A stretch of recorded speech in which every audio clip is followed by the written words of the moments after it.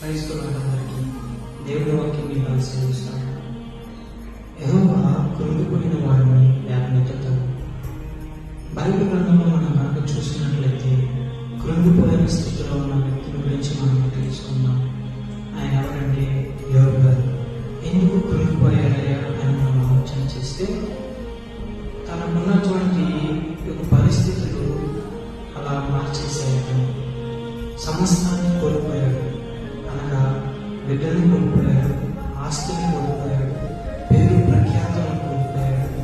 ఇవన్నీ కోల్పోయిన అతను కృంగిపోయిన స్థితిలోనికి వచ్చేసాడు. ఈవెన్ ఆయన కృంగిపోయిన స్థితిలో వచ్చేసినా సరే దేవునికి మొదలుపెట్టడం అనేది ఆయన మారలేదు. మన విషయంలో కూడా చూసుకున్నట్లయితే మనం కోల్పోయిన స్థితిలో ఉంటాం. ఏమేమి కోల్పోయాం? చదువునా, జ్ఞానాన్న, లేకపోతే ఉద్యోగాన్న, ఏమేమి కోల్పోయామా? ఆనందాన్ని కోల్పోయామా? ఇలా మనం ఆలోచన చేసుకుంటే ఏదో ఒక పరిస్థితిలో మనం కోల్పోయిన సిచ్యువేషన్లో మనం ఉన్నాం.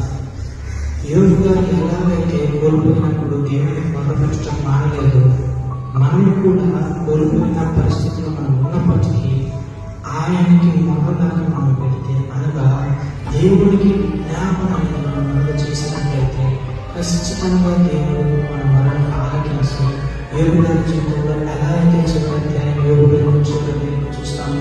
రెండంతల ఆశీర్వాదం దేవుడు ఎలాగైతే ఇచ్చాడో మనకి కూడా మనము కూడా కొన్ని పరిస్థితుల్లో కనుక ఉన్నట్లయితే దేవుడి స్థితిలో ఆయన మొదలుపెట్టినప్పుడు ఆయన ఖచ్చితంగా ఈ మరణం ఆలకించి నువ్వు చేసిన విజ్ఞాపనకి ప్రతిఫలాలు నా దేవుడిని